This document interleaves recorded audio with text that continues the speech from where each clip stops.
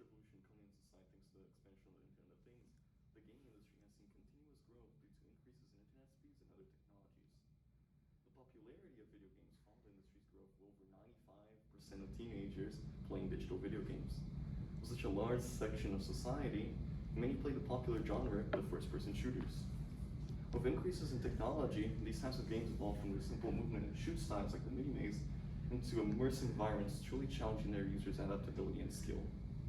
These challenges from first-person shooter games have been shown through several studies to have the potential to literally rewire your brain. With such a large section of the population playing digital video games, it is crucial that we understand the impact these games have on our brains. Good morning, my name is Yuri, and my research question is, to what extent do first-person shooters games promote positive brain development in those between their teenage years to 25?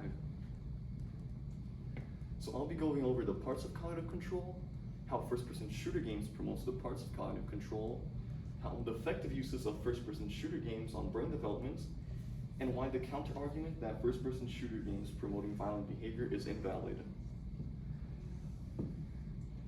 So what are the parts of cognitive control? Cognitive control can be broken down into three different segments.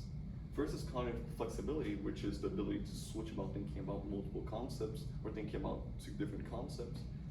Memory manipulation, which is the ability to turn on and off thoughts, which allows for that switch in thinking. And visual spatial capabilities, which is the ability to identify visual and spatial relationships among objects in space. So research has shown that first-person shooter video game players, compared to individuals with little to no video game experience, have an enhanced ability to flexibly switch between tasks. This can be seen here from the research data where first-person shooter game players, shown as VGPs, and have faster reaction times than non-video game players, shown as NVGPs. This can be better emphasized right here. As can be seen here, first-person shooter players have less than half the reaction time costs than non-video game players. First-person shooter players have to frequently utilize their working memory to respond to their changing stimuli, while selectively retrieving their episodic memories of previous experiences to assess the best route of action, while suppressing interfering and non-related episodic memories. This constant exercise of memory manipulation enhances first-person shooters' effectiveness in manipulating such memories over non-video game players. This can be seen here, where after a stimulus, non-video game players have additional non-related and interfering episodic memories that results in a delayed response as there's more episodic memory to be assessed. On the other hand, first-person shooter video game players have a more efficient episodic memory selection, which helps them prevent interfering memory from delaying the response. First-person shooter games have been associated with improvements in a wide range of visual spatial capabilities.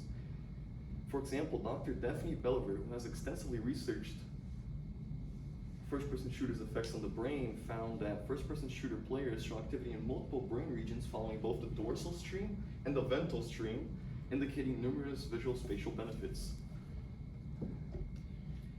So the extent to which first-person shooter games promotes cognitive control is so significant that they can be utilized as very effective tools for brain development. In the early 2000s, most researchers suggested that cognitive training with very specific tasks at hand did not always translate into better thinking in general. But according to assistant professor of psychology at the University of Wisconsin, Madison C. Shaw Green, unlike some other brain training tools, video games activate the reward center of the brain, making the brain more receptive to change. From what Green said, video games, including first-person shooters, reward the brain, facilitating its development by making it more receptive to change. This results in the brain being more open to the enhancements previously described.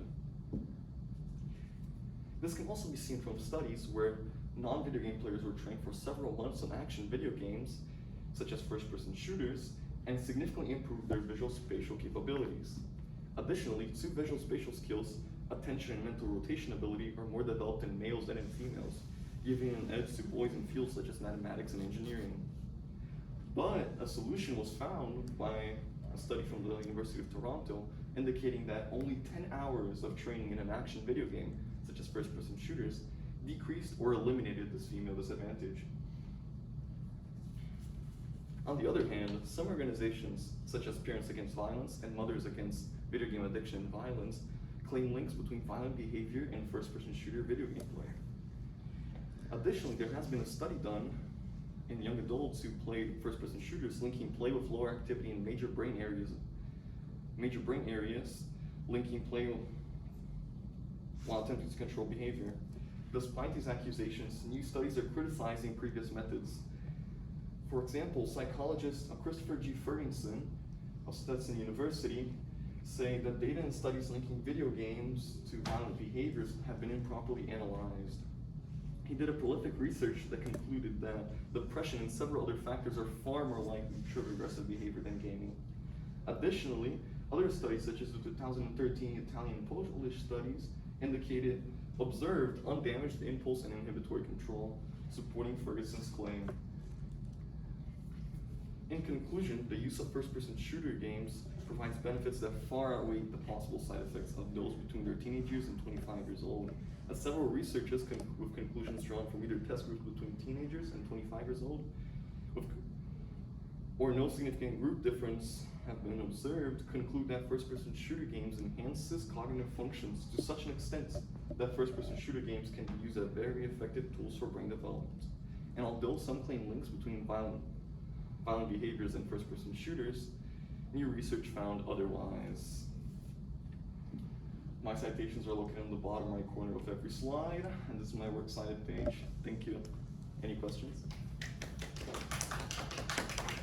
I have two questions for you. Tell me about your citation. How do you know that these sources are valid and reliable sources? I believe that all my sources are incredibly valid, as they were all like first-hand accounts of brain experts or psychologists, or direct like scholarly research conducted within my test group where no significant difference was observed.